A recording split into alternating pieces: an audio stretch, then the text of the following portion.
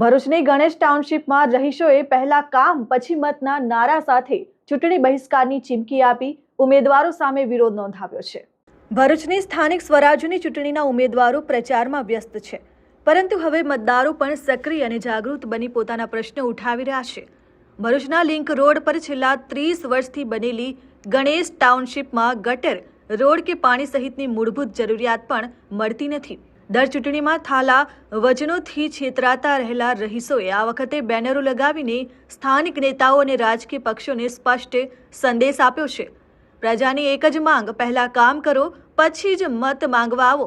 સ્થાનિક લોકોનો આક્ષેપ છે કે ચૂંટણી સમયે જ નેતાઓ દેખાય છે, જ્યારે મૂળભૂત સુવિધાઓના પ્રશ્નો લાંબા સમયથી ઉકેલાતા નથી, જેથી આ વખતે મતદારો પોતાના હક માટે ચૂંટણી પૂર્વે જ અવાજ ઉઠાવી રહ્યા છે અને જવાબદારીની માંગ કરી રહ્યા છે।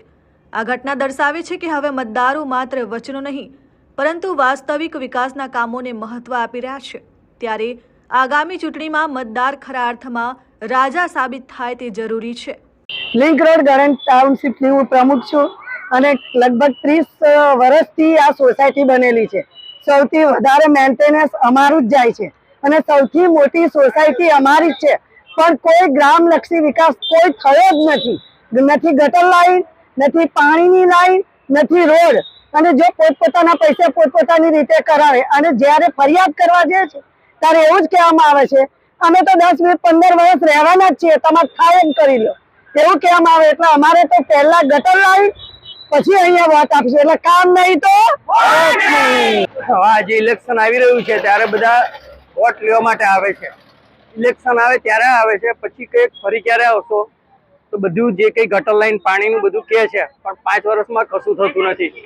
નર્મદાનું પાણી છે કચ્છ સુધી પહોંચ્યું, પણ જે નર્મદા કિનારે રહેવાવાળા છે તે અત્યારે કારબા લઈને જ ફરે છે, નથી ગટરની વ્યવસ્થા। પાછળ બી જોઈ શકો છો ગટર લાઈન ખોલી છે અને એવી 10 દિવસથી છે। બાજુમાં રોડ ખોદે છે તે પણ એવું છે। કેટલું ડસ્ટિંગ થાય છે તે કોઈ નેતાને કોઈ પડી નથી। એ લોકો આવે એમની એસયુવી ગાડીમાં આવે છે ફરે છે, અહીંયા લોકો પડે છે, એક્સિડન્ટ થાય, કોઈને કંઈ પડી નથી। જ્યારે ઇલેક્શન આવે ત્યારે વોટ લેવા આવી જાય। એટલે હવેથી અમે બહિષ્કાર કર્યો છે, ગટર, પાણી અને રોડનું કામ નહીં થાય ત્યાં સુધી કોઈ વોટ મળે નહીં। હું આ સોસાયટીની 30 વર્ષથી એક રહીશ છું। આજે 30 વર્ષથી અમારી સોસાયટીને બન્યાને કોઈ પાયાની સુવિધા અમને મળી નથી। અમારા પછી આજુબાજુની નાની સોસાયટીઓને બી બધી સુવિધા મળી ગઈ છે, ત્યારે અમારા વિકાસનો કોઈ વાચા જ નથી આપવામાં આવી। અમે વારંવાર પંચાયતમાં રજૂ કરવા છતાં અમારા વાતને કોઈ સાંભળતું જ નથી। અમને લોકોને બના બતાવ્યા કરે છે એ લોકો। એટલે હવે આ વખતે અમે કોઈ વિચાર જ કર્યો છે કે જ્યાં સુધી અમારા સોસાયટીનો વિકાસ નહીં થાય, ગટર લાઈન કે રસ્તા કે પાણીની, ત્યાં સુધી અમે લોકો વોટ નહીં આપીએ। અમે લોકોએ બધા રહીશોએ એવો વિચાર કર્યો છે। પાયાની અને માળખાગત જે જરૂરિયાતો છે, એમ તો કહેવાય કે ઘર, નળ, ગટર અને રોડ, આ માળખાકીય જરૂરિયાતોથી વંચિત આ સોસાયટીમાં અમારી ફક્ત એક જ માંગ છે કે સોસાયટીની ગટર, રોડ અને મીઠા પાણી માટેના જે પૈસા સોસાયટીના રહીશોએ કેટલા વર્ષો પહેલા ભરેલા છે, એના જવાબમાં પણ જ્યારે પૂછવામાં આવે તો એક જ જવાબ આપવામાં આવે છે કે એ બધું ભૂલી જવાનું।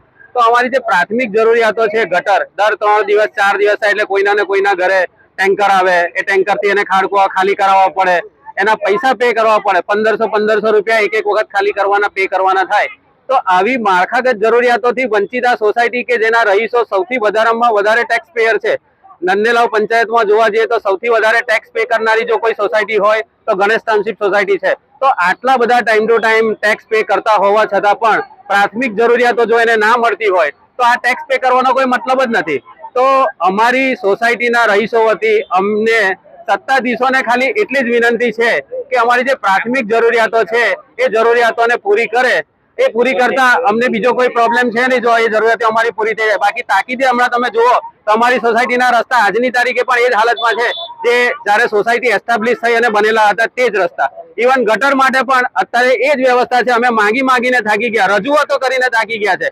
લેખિત રજૂઆત, મૌખિક રજૂઆત, પંચાયત છે, તાલુકા પંચાયત છે, બધી જગ્યાએ કરતા હોવા છતાં પણ એના આજની તારીખે અમને એના કોઈ રિઝલ્ટ મળેલા નથી। અને જ્યારે વાત આવે ત્યારે ઇલેક્શન વખતે એક વાત આવે, તમે વોટ આપો અમે બધું કરી દઈશું, પછી ઇલેક્શન પતી જાય, હમણાં અમે એમના હાથ જોડે, એ અમને હાથ જોડે, ઇલેક્શન પત્યા પછી અમે એમના હાથ જોડીએ, બસ આ જ પરિસ્થિતિ છે।